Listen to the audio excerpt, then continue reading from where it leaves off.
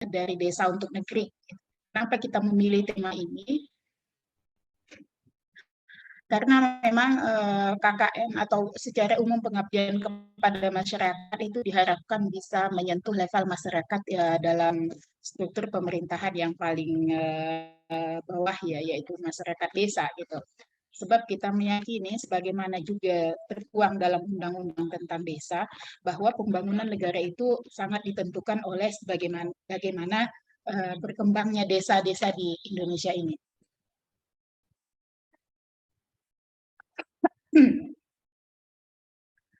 Nah, berdasarkan data desa, ya peringkat desa di Kementerian Desa, masih banyak daerah-daerah kita di Jambi ini yang terkategori daerah yang berkembang, bahkan ada masih yang terkategori daerah desa tertinggal gitu. Nah, oleh karena itu kita fokuskan pada pembangunan desa dan tahun ini itu kita mengambil lokasi tiga kabupaten, daerah Kabupaten Batanghari, Tanjung Jabung Barat, dan juga Kabupaten Tebo.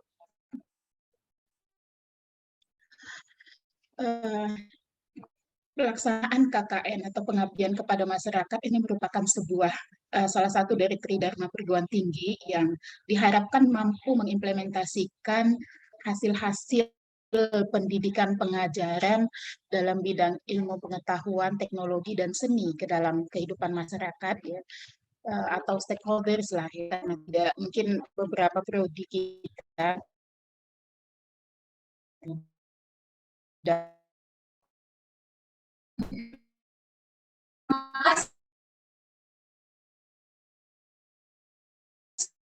masyarakat dengan di Bilda baru lama-lama juga ya dengan bergantinya Pak Rektor gitu ya, jadi jabatan singkat padat gitu ya, harapan begitu, singkat padat tepat, mudah-mudahan ya.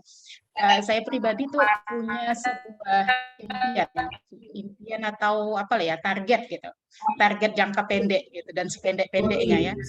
Ini kalau bahasa PAU Susi begini nih, saya. nah targetnya saya ingin mengajak Sivitas Akademika UIN Sultan Toha Saifuddin Jambi ini gemar mengabdi. Nah, jadi tagline-nya gemar mengabdi gitu. Kenapa kita gemar mengabdi? Ini saya mencari-cari dalil ini ya, karena bagaimanapun segala sesuatu yang kita lakukan dalam proses tridharma perguruan tinggi di UIN STS Jambi ini itu harus mengacu kepada apa sih ya namanya itu, paradigma berpikir yang sudah digaungkan oleh Pak Rektor kita, transintegrasi ilmu. Jadi kalau sudah bicara transintegrasi ilmu, ya harus memadukan, ya memadupadankan dengan baik antara ilmu pengetahuan dan juga Islam gitu.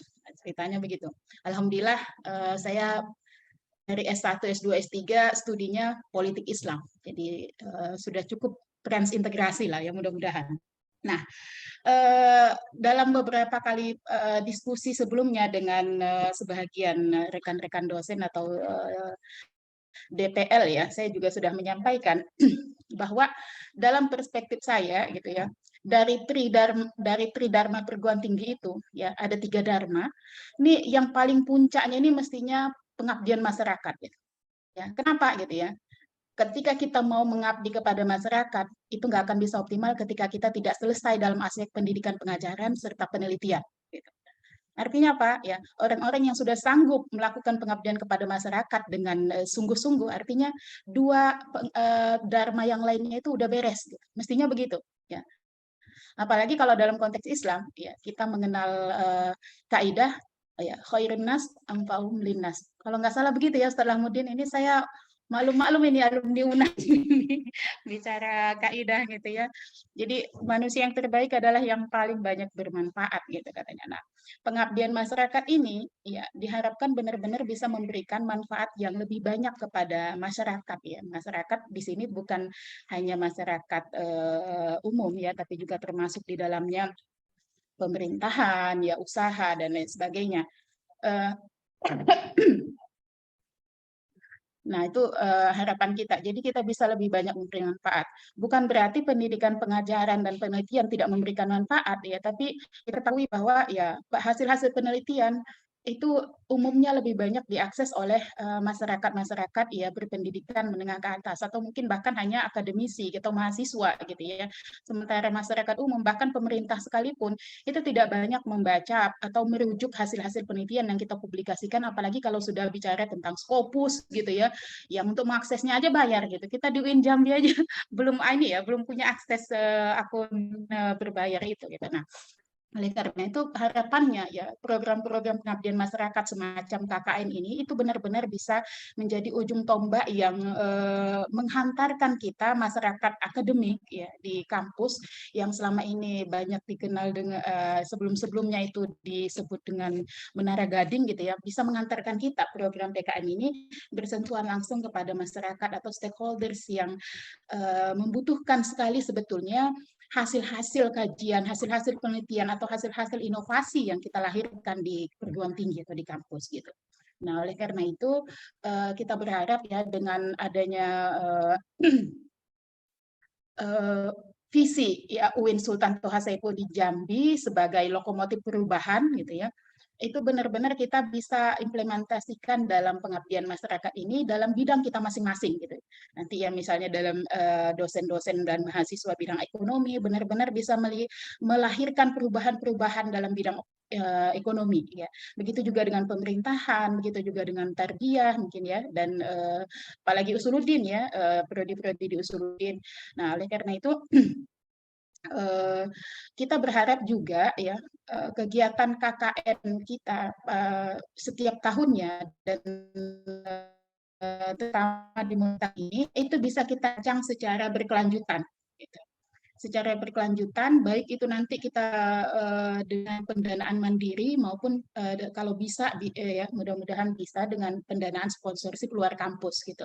Dan ini sudah banyak dilakukan oleh teman-teman kita, rekan-rekan kita di kampus lain yang mampu memperoleh sponsorship atau kerjasama ya, kerjasama dengan berbagai pihak untuk melakukan kegiatan pengabdian masyarakat gitu. Itu banyak sekali. Nah, kita harapkan memang seperti itu atau setidaknya nanti kegiatan KKN kita ini itu bisa dirancang untuk menjadi bagian dari Merdeka Belajar Kampus Merdeka kalau seandainya nanti program yang diinisiasi oleh Mas Menteri yang sekarang itu dilanjutkan pada periode berikutnya gitu ya, karena ya kita tidak bisa menafikan bahwa sering sekali ganti menteri ganti kebijakan ya. Kita nggak tahu nanti bagaimana nasib MBKN ke depan pasca pemilu 2024. Tapi terlepas dari itu setidaknya kita sudah mempersiapkan langkah-langkah ke depan untuk meningkatkan kualitas atau pelaksanaan MBKN kita di kampus UIN STS Jambi ini. Nah, itu gambaran awal ya tentang bagaimana posisi pengabdian masyarakat salah satunya melalui kegiatan KKN ini di kampus kita di UIN STS Jambi ini. Makanya di tahun ini ya kita membuka proposal atau program KKN tematik gitu ya. Dari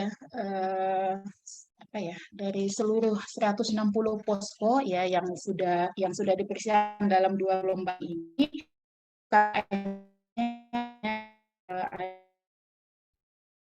kemarin ya totalnya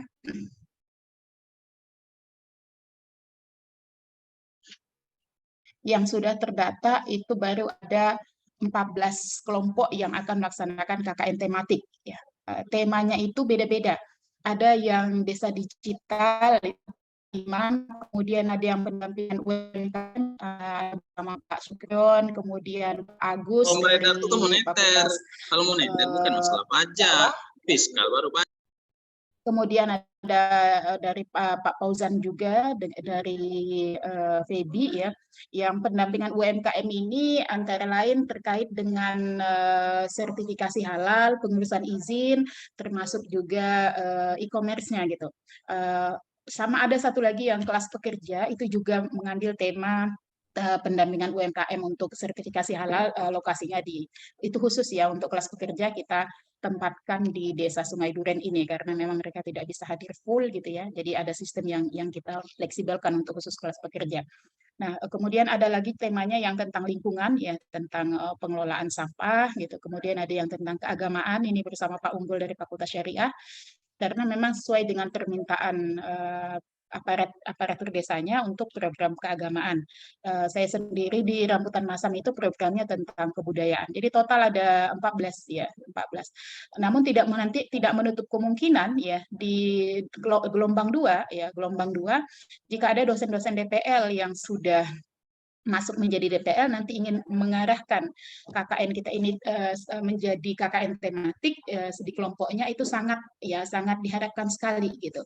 Nah, ataupun yang di gelombang 1 pun demikian karena masih terbuka peluang, kita belum memfikskan program ya. Jadi harapan kita KKN itu bisa diarahkan menjadi KKN tematik. Apa bedanya KKN tematik dengan yang KKN yang biasa gitu ya? Secara umum KKN kita selama ini programnya itu program apa ya namanya, borongan ya, program supermarket gitu. Walaupun setiap tahunnya itu sudah ada tema gitu dan ada program prioritas ya, tapi pada kenyataannya sering sekali programnya itu borongan sehingga hasil yang diharapkan itu perubahan tidak nampak gitu. Karena programnya rata-rata ya hanya mengajar ya, membantu guru mengajar di sekolah atau di TPA, kemudian buat toga, buat desa dan sejenis-jenisnya yang sudah biasa. Nah, itu ya Bapak Ibu semuanya. Nah, untuk tahun ini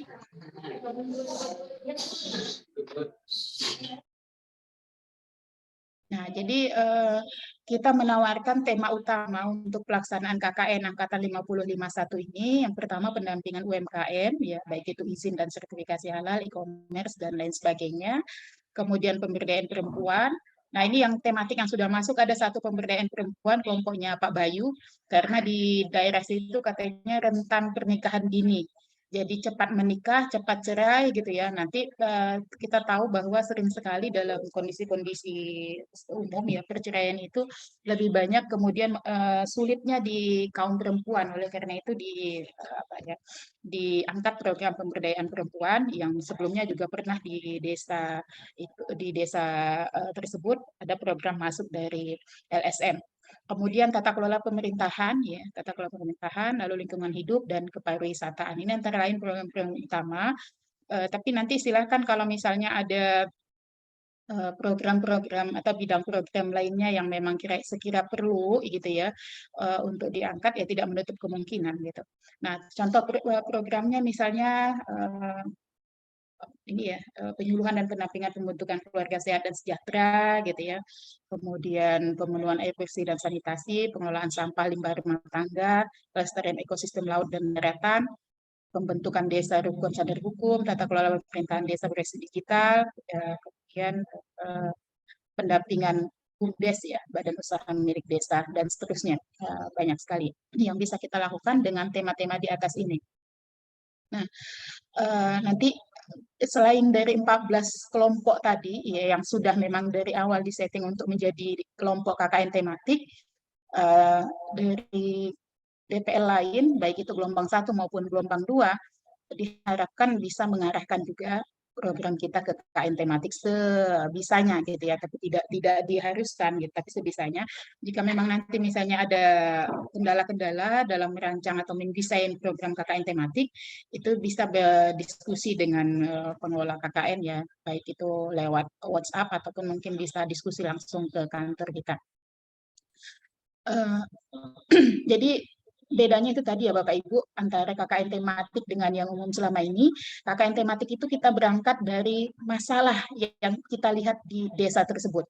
Lalu kita susun program dengan target perubahan yang jelas. Misalnya pendampingan UMKM.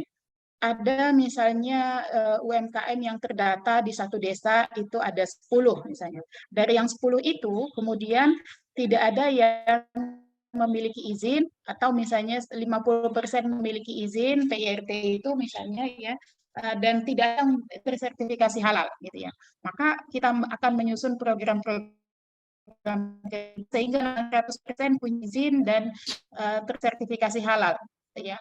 Atau misalnya kita membantu mereka dalam pemasaran digital misalnya. Nah, jadi ada perubahan sebelum kita melaksanakan KKN dengan nanti setelah selesainya KKN.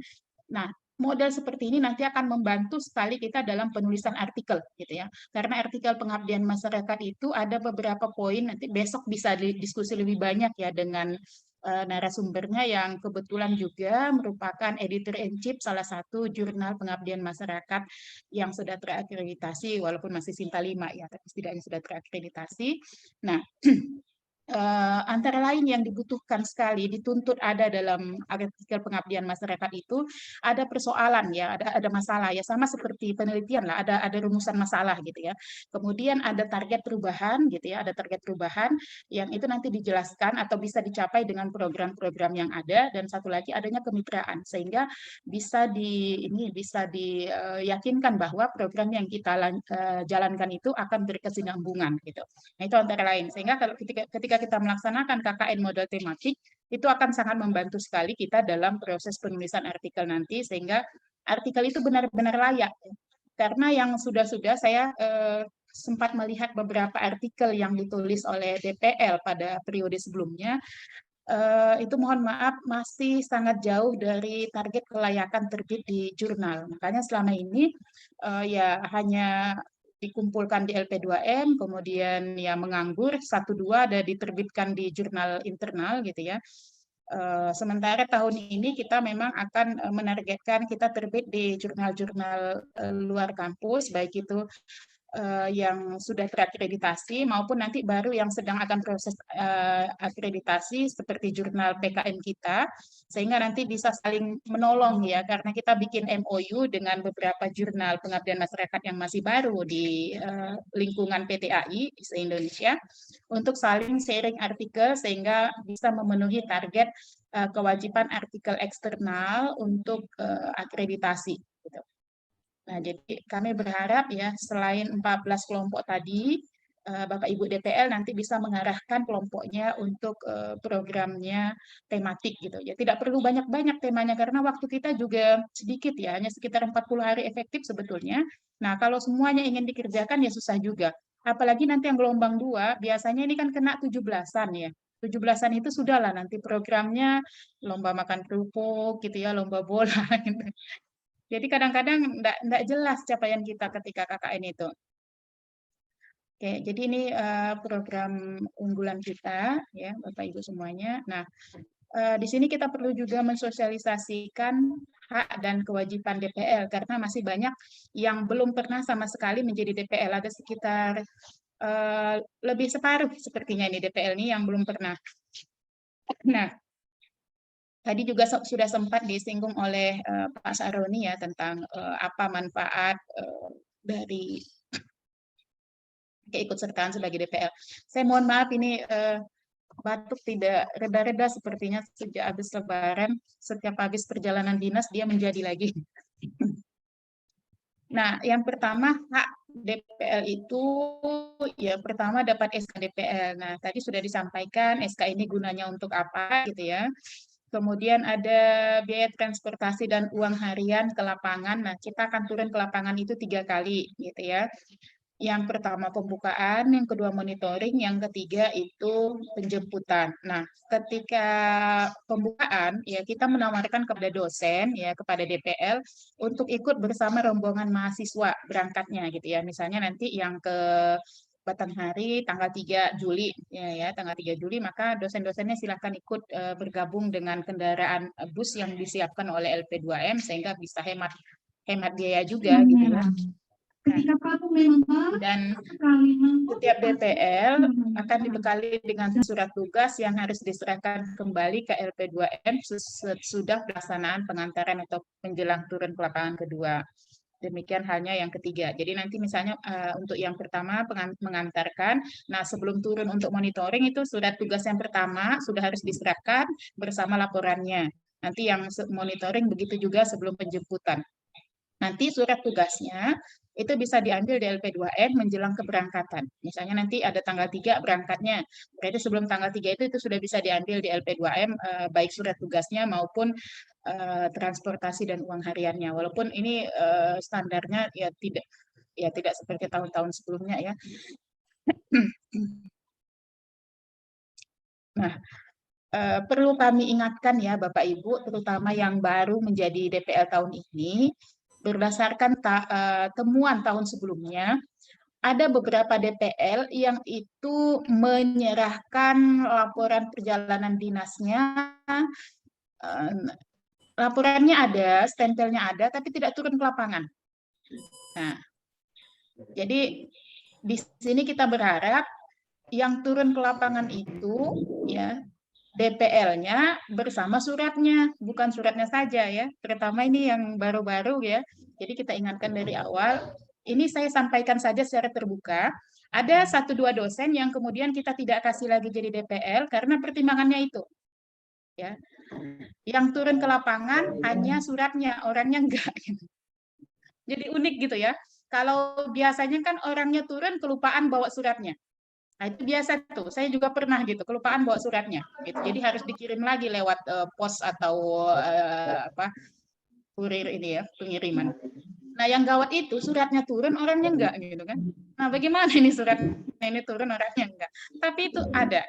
Oleh karena itu, kita mengingatkan di awal, jangan sampai nanti terjadi lagi dan itu menjadi temuan. Kenapa bisa jadi temuan gitu kan? Ya, pasti ada laporan lah gitu ya. Terutama mungkin dari mahasiswa atau dari aparat desanya, dan itu malu kita nanti gitu ke aparat desa karena ada stempel mereka tapi tidak ada dosennya. Jadi kami mohon sekali untuk kita sama-sama menjaga nama baik UIN kita dan juga ketertiban laporan kita ya Bapak Ibu. Nah, itu hak dari DPL ya. Kemudian kewajiban ya melakukan supervisi terhadap posko dampingan, melakukan pengantaran, monitoring dan evaluasi serta penjemputan ya nanti mahasiswa, kemudian menghasilkan artikel PKM. Jadi harus ada artikel pengabdian kepada masyarakat. Ada 160 kelompok ya, setidaknya ada 160 artikel nanti, bahkan ada yang katanya satu posko mau 2, nih Pak Bayu nih, nanti saya tagih nih, katanya menghasilkan 2 disinta 4 nih ya. Nah, jadi setidaknya ada 160 artikel itu kan luar biasa ya kontribusinya untuk setidaknya selain buat pribadi kita ya sebagai DPL atau sebagai dosen nanti juga bermanfaat untuk akreditasi prodi, universitas dan lain sebagainya lah perankingan di kampus gitu. Oleh karena itu kami mohon sekali nanti dari materi-materi yang disampaikan itu benar-benar diaplikasikan dalam bentuk artikel PKM-nya nanti. Ini ya kira-kira gambaran hak dan kewajiban DPL ya, Bapak Ibu. Ya mudah saja sebetulnya, simple gitu kan. Apalagi yang memang hobi ya berkeliling seperti saya tuh ya setidaknya ada waktu untuk healing-healing lah ya. Nah, sementara kalau untuk peserta, ya ini perlu kami sampaikan juga, sehingga nanti Bapak Ibu kalau misal ada pertanyaan dari mahasiswa bimbingannya, bisa menyampaikannya juga. Nanti juga ini akan disampaikan kepada mahasiswa. Yang pertama, hak peserta itu, ya ada pengantaran dan penjemputan dari lokasi KKN-nya, di bus disediakan.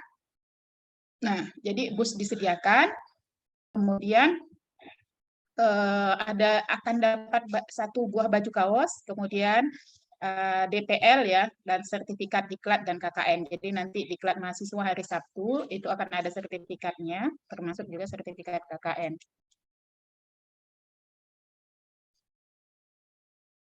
Oh ya, narasumber kita Pak Agus Apandi sudah bergabung di Zoom ya. Selamat bergabung Pak Agus, apa kabar? Alhamdulillah baik-baik Bu. Oke, lanjut Bu Irma. Ya kita lanjut sebentar lagi Pak ya. Ini Ye. soalnya ya harus apa sih namanya berjelas-jelas, apalagi model-model saya kan Pak ya.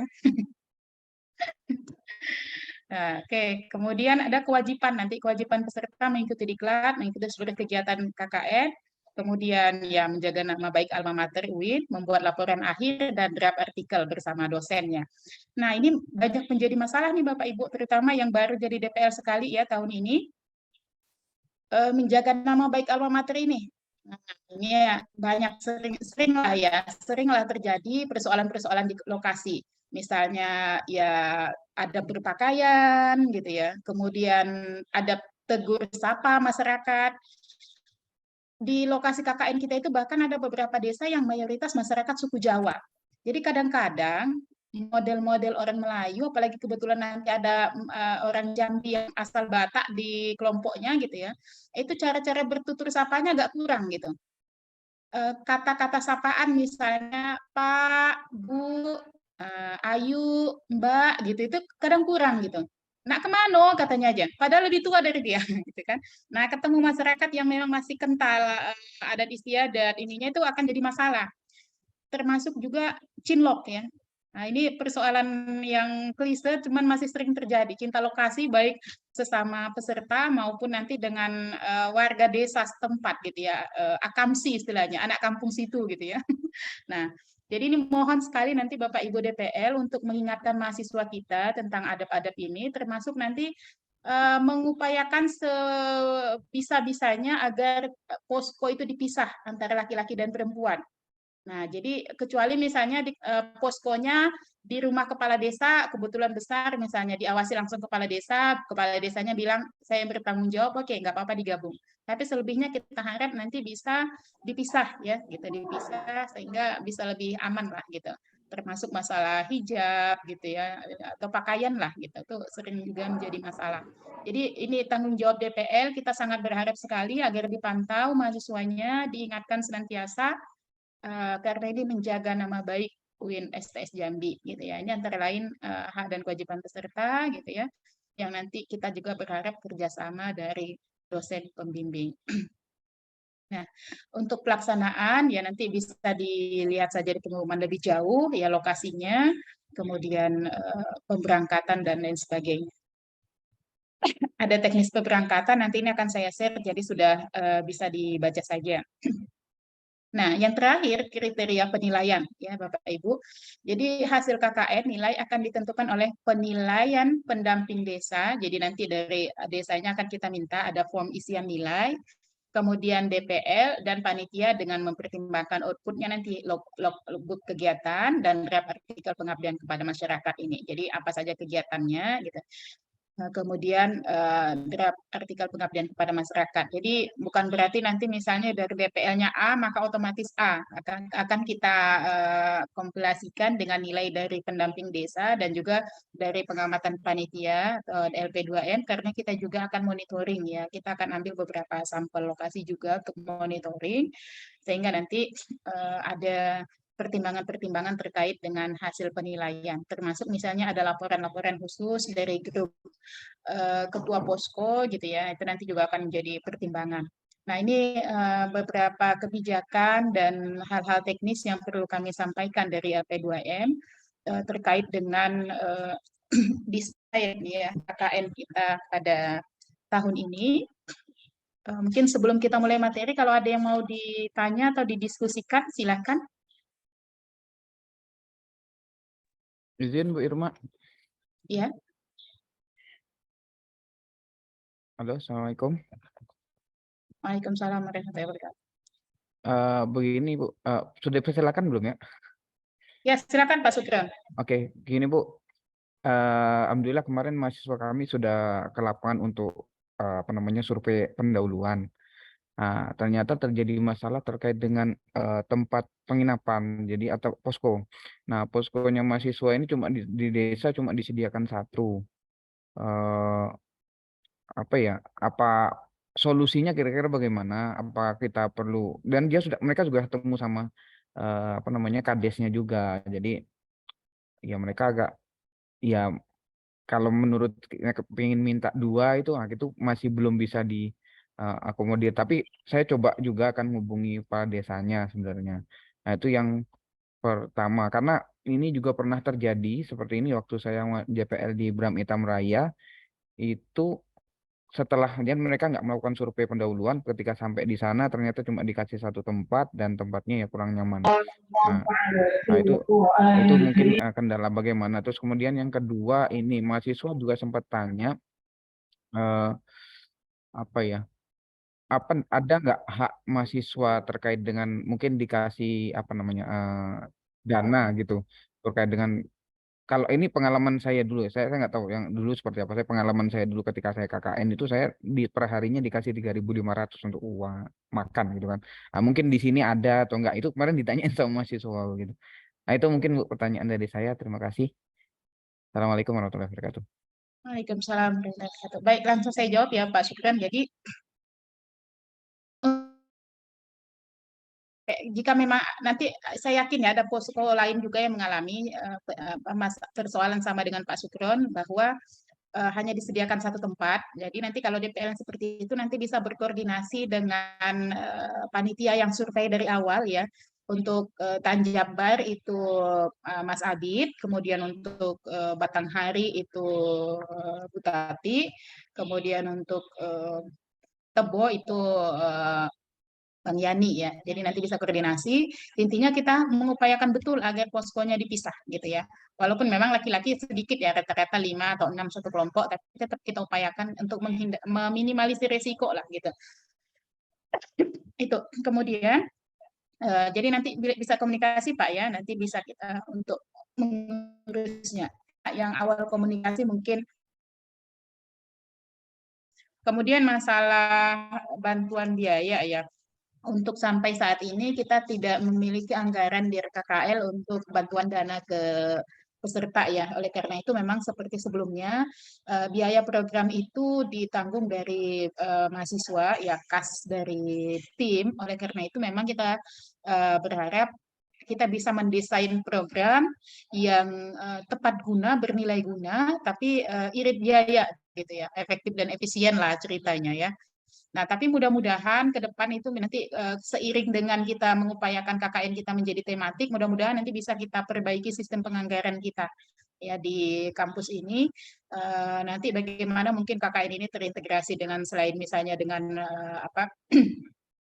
kurikulum MBKM juga mungkin nanti bisa kita masukkan program-program prioritas di Litap Dimas gitu ya. Bagaimana skemanya nanti bisa dirancang oleh pejabat berikutnya tentunya ya, mudah-mudahan gitu. Karena saya targetnya tadi saya sampaikan kan tidak lama-lama juga di sini, gitu.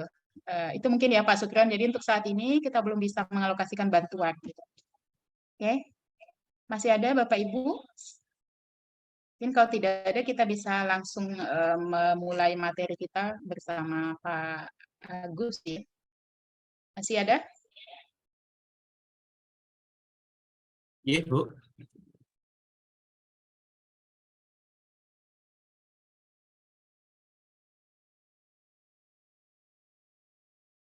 Baik, sepertinya tidak ada ya Bapak Ibu. Baik. Nanti kalau misalnya ada hal-hal yang masih perlu dikonfirmasi, saya terbuka saja untuk diskusi, baik itu di kantor kita maupun melalui WhatsApp. Walaupun nanti ya kadang-kadang ada yang sudah terbaca tidak langsung balas ya, lalu datang WA berikutnya kok nggak dibalas gitu. Kadang-kadang saya baca WA itu misalnya lagi rapat, lagi apa, jadi terlupa tidak langsung dibalas, tapi biasanya ketika luang saya review lagi WA yang masuk gitu. Jadi mohon maaf kalau misalnya kadang-kadang agak slow respon gitu ya. Insya Allah kita berusaha untuk bisa melaksanakan tugas dengan sebaiknya. Baik Bapak Ibu semuanya, terima kasih atas atensi kita. Dan sekali lagi saya mewakili LP2M mengucapkan terima kasih juga kepada Pak Agus Apandi yang sudah bersedia dan sudah hadir di Zoom meeting kita untuk memberikan materi ya sebagaimana terjadwal. Demikian dari saya. Selanjutnya nanti akan dipandu oleh moderator Atika ya. Atika sudah standby? Sudah, Bu. Ya baik. Baik Bapak Ibu semuanya, terlebih kurang dari pemaparan saya mohon maaf. Assalamualaikum warahmatullahi wabarakatuh. Waalaikumsalam warahmatullahi wabarakatuh. Ya, silakan Mbak Atika untuk memimpin acara selanjutnya.